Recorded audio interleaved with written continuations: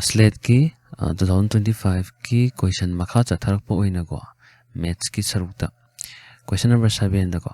question number 7 da table ama pyramid ba table si kaino har kanda beng na ko sida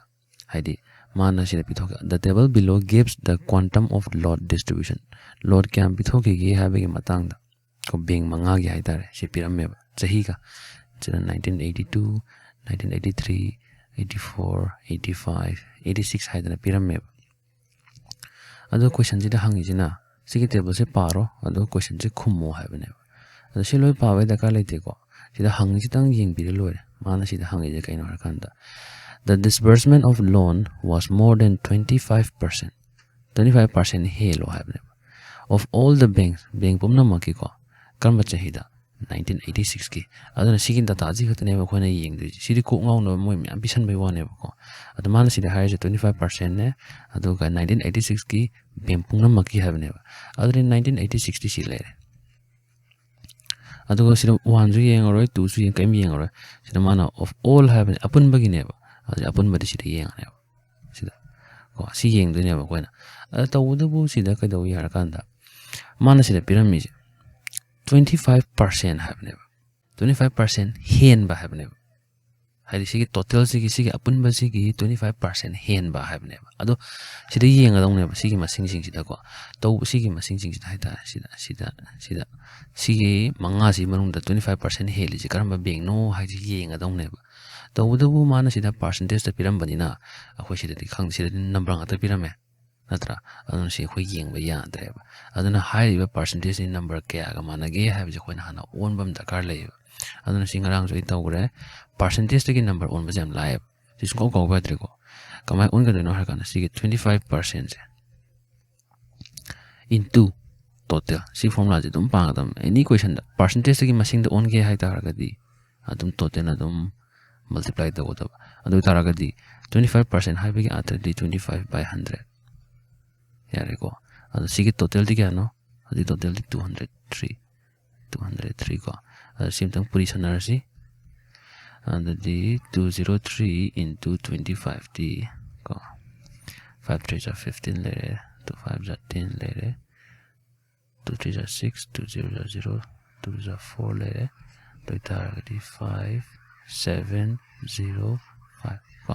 divided by 100 ni natra adu 100 ni na point ani namalore 0 ani level ni ko kakala ama ani answer je kai tare 50.75 tare ba high big atra di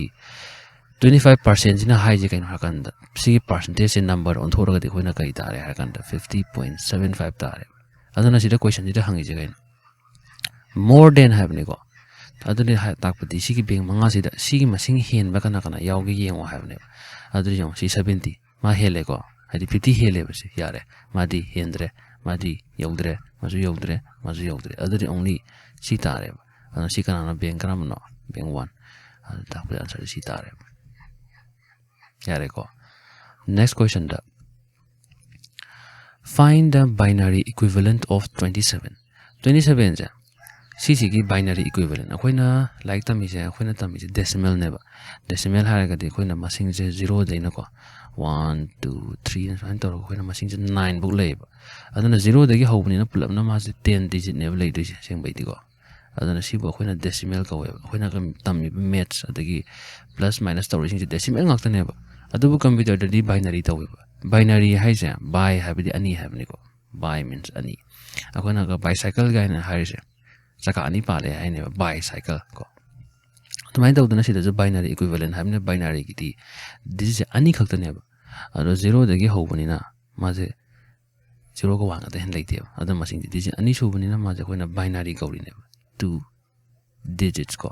adam ma je binary kauri ni an sigi phai mi ba 27 ja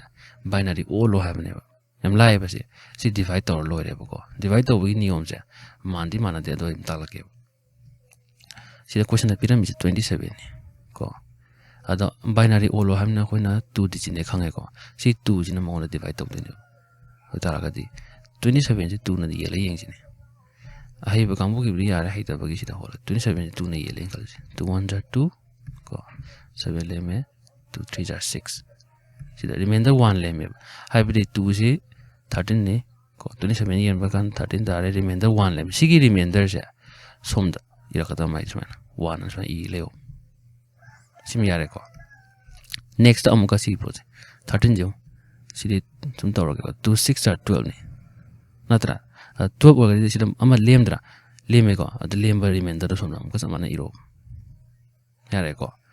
adai next amuka si matang matang tawduni sigi 6 se 2 na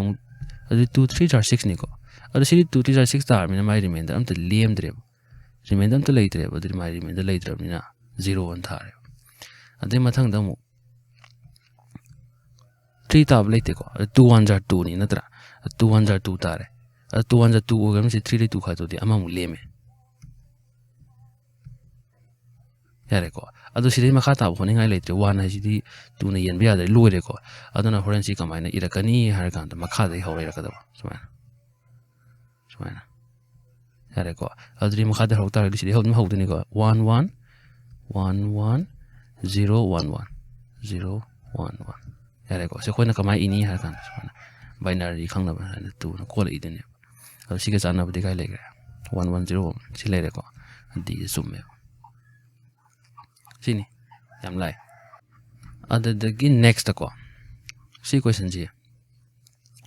hong par se a dealer je pocha yon ba oi bia ama mo oi bia ko ani phiron oi gera ama oi gera adu yon ba mi sina mana discount pi re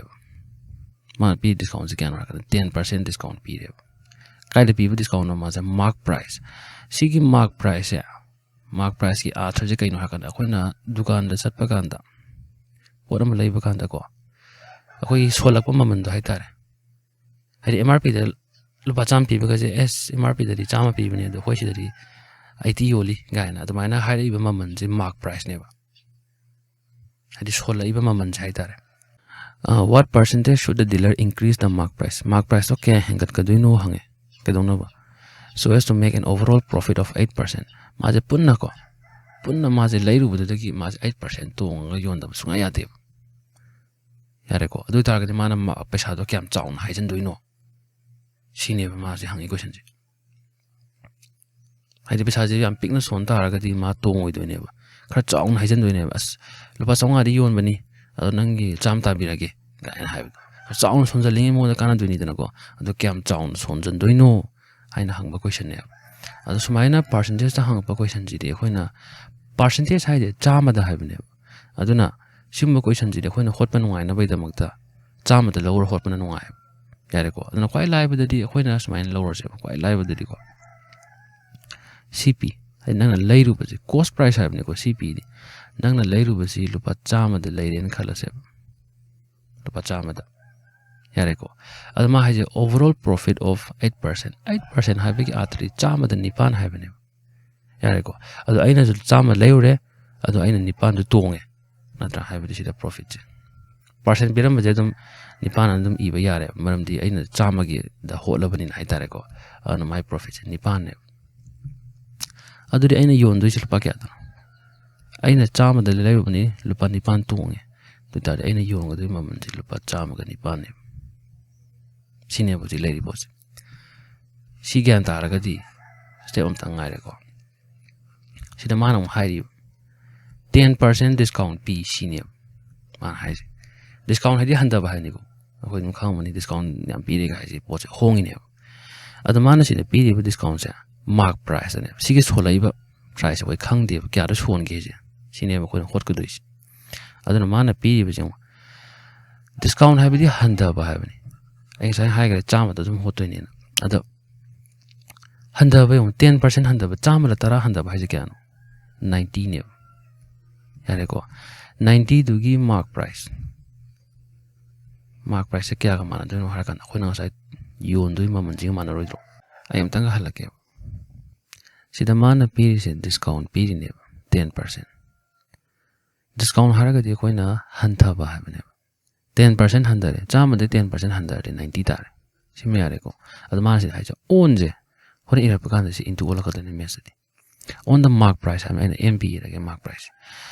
aina soli ba maman do gi discount tar ba paisa ne ba se aina soli ba maman de gi discount ta ba se aina yon ni maman do tro haidi aina chaunga da sole ko isonga pibani nangi damakta di aina chama tabire haragadi aina kya yolino chamri di yoline adumai tawdana aina sa yon gibdi kya yolage 108 ka yole do taragadi siga 108 ka maneji yani ko ado aina puto ko di sigi mp sine sigi mp je puto ke ta si 90 som thangarni natra sigi mp je puto ke si 90 som da thangi taragadi into ler mani som thangardi ke lani divide lani do taragadi si holas ko si calculator holas tuna ba adana 108 divided by 90 answer is 1.2 tare ko sila answer tare ba answer si 1.2 tare 1.2 tare ayan si chama do che habni na 1.2 hai si into 100 to tare kya tare 120 tare ko 120 tare adu ba tare ga di sida ai sai chama da leibani kya ra sonda ba yadre hoja kya no hega leija kunnam hega lagtra ai chama ni se tare ban answer si na 120 hai ba di kun henga le habne adana sida sari only kun sile the mark price should be 20% above cost price leiru ba cost price ba chama do adagi kun henda ba yadre habne adana answer si tare yare ko next question da a student is required to score 35% marks satra ma 35% marks phangda sunga yadre pass tawna ba haitare to pekha je pass tawna ba and rohit na phangi jina 249 phange sine aduga mark 31 wale ma je pass tawdre yare ko ma haying sini rohit na phangi ba marks si kya no har kana 249 ne man phangi si ado ma si pass tawbra tawdi ma fail oi ne ade ma mark kya wal in 31 wal in ne ada hemi na hange ai je for example oina ai je mark mapan phange khala je as ai je pass tawdo ma mo wale ai je pass mark to kya wajana de wali du tension raga si pass mark ta do asmai tawdana mana phangi mark sina sini ado ma wali ba mark sina 31 jine adri si ani tension na ta raga di magi ngasai gi apan ba pass mark to phangoi dro ai yogudo pass mark to ade 9 + 1 10 tare adri 8 tare 280 tare haibdi 280 je kai tare si pass mark tare ma yogri si pass mark tare si gi pass mark se 35% to mana to ne haibdi yong 35% phangadi pass mark ne sine adun tak padi si gi 35% si ga mane have na to 35% si ga mane have ne do targa di full marks putho have ne ai ngasai high graph ni percentage ki adum si formula adum pan do lerm any percentage ki hot pa kana haibdi amtang iram ge sida percentage of total je equals to masing do hai number ta do lerm ne and si question ji si kamai pa ne kana percentage kya no 35% 35 by 100 hai ko of total june ba khone khangri aduri total dum thar khoi khangde total june bu tok tois equals to masing do kya no si 35% ni masing do ji kya ta gi khone 280 ta gi ne ana si 280 sala ne si lore ado aina total je bu tok ke hai ta ga di 100 si som thang ro 35 thang ado ta ga di total si lere 100 si makha ta leibni som thang adi multiply la ni 280 into 100 sidana 35 si mathak ta leibni som thang adi divide la ni divided by 35 ko 280 into 100 divided by 35 ko 800 tar equals to 800 tar sile option C so me next go if minus means okay no divide okay divide or maleko minus means divide minus na divide or plus na into or and they divide na minus or and they into na plus or okay then si pyramid mi am si kram bachung ge have never ko and the yang asiko bot mas pan ni ko bot mas pan ni ai sai dei thok ge bot mass. Both mass having after the bracket handle of divide, multiply, addition, subtraction ko. Taragati si ology. Tadi ahamad e yana ology ko. 36 ma into j kai olo hano into j plus ni ko plus 4 minus na hoji kito divide ko. 12 le plus na into ko 5 divide na minus ko si 420 tai chum ra yeng de ne ba hola ko ta de bot mass pa la si bot mass ta hai se off bracket yaw mun bracket na halo ko si bracket yaw dre off yaw ko de off na halo off yaw dre de masan le ke no divide yaw bra si yaw re ko si han to ne ba de ta ga 36 plus hoji le de kana 4 divided by 12 si han le ne and go into 5 so minus 3 si ne si hola ji 36 plus 6 kalthana ba yare 4 3 is 12 natra adare si ka tare 5 by 3 minus 3 ado cd hodra su yare maram di 5 by 3 hai 1 point kara tara ne ado 36 to 1 point corruption by 37 mu ta adare asid answer 42 tai 420 tai hai ne ado si o ero si ma yare ko si hodra su yare khang ya matan da b mu hola si b the 42 ko divide से minus 1 गदे नी 4 plus इन into 1 गदे नी 5 into जिना कहीं nosy all आएगा plus को देखिए 8 minus इन divide तो गदे नी को होला जे SIM सिला जो divide ना हांडे नी को divide से दिया और सी हांड तो नहीं खला जे 8 divided by 2 8 तो 2 ने यल्दी क्या तारे 4 तारे को सी ये में 4 तार तो करे तारा गदी divide के मतलब ले जे करना no multiply step by step irage summary plus hojik divide tawre si divide tawra kanda 4 tare asi mathang da divide leitre ko asi mathang da leji divide ko mathang leji multiply ne multiply si dam yautra si ani se to ta ga si 42 minus 4 5 jar 20 plus 4 42 dagi mathang da kana leji addition ado addition ga subtraction ga ja addition na han to hai bone dum ya da ya bani ko ai si han sum tawre minus asi ani di kema kai belate sing bai si tauta de 22 ko plus 4 kya ta re 26 sima 26 tai sima chume ko si are ba si chumure ad ma kha hot si are ba dai ko next the total age of 3 children in a family is 27 years nga hum le ko nga am le re mo hum gi jahi je 27 tare in the year 2020 sikar ma chahi na har 2020 and what will be their total age upon bagi chahi je 2023 da kya ho je no 2023 degi 2023 ai chahi ahum henga leine chahi ahum ade mon ju kya hapsalan singang je chahi kya hapsalan mon ju ahum hapsalani hai bidi ahum de gyan 3 3 9 dar are 27 plus 9 of dar 36 ko to mo chai 36 tar ne option c chume si lower next the population of a city is plotted as a function of time si mane graph pyramid ko ada ma he graph si yeng ga si da pi si khummo ha ne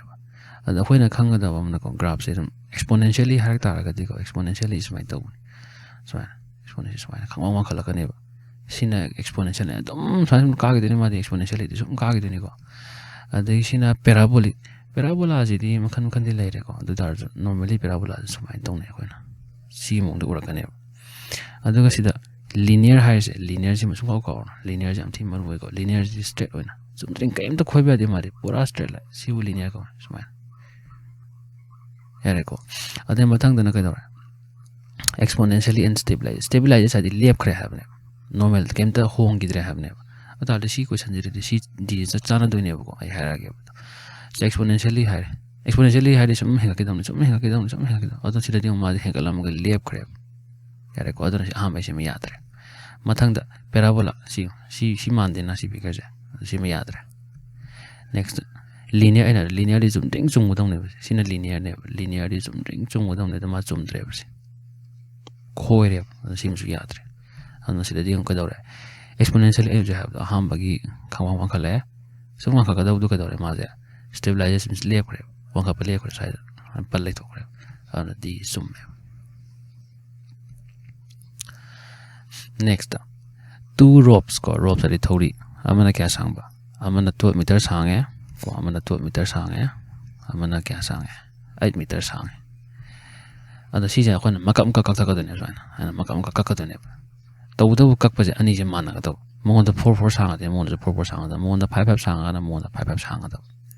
ꯌꯥꯔꯦꯀꯣ ꯑꯗꯣ ꯅꯠꯇꯦ 18 ꯑꯣꯏꯔ ꯃꯥꯜꯂꯦ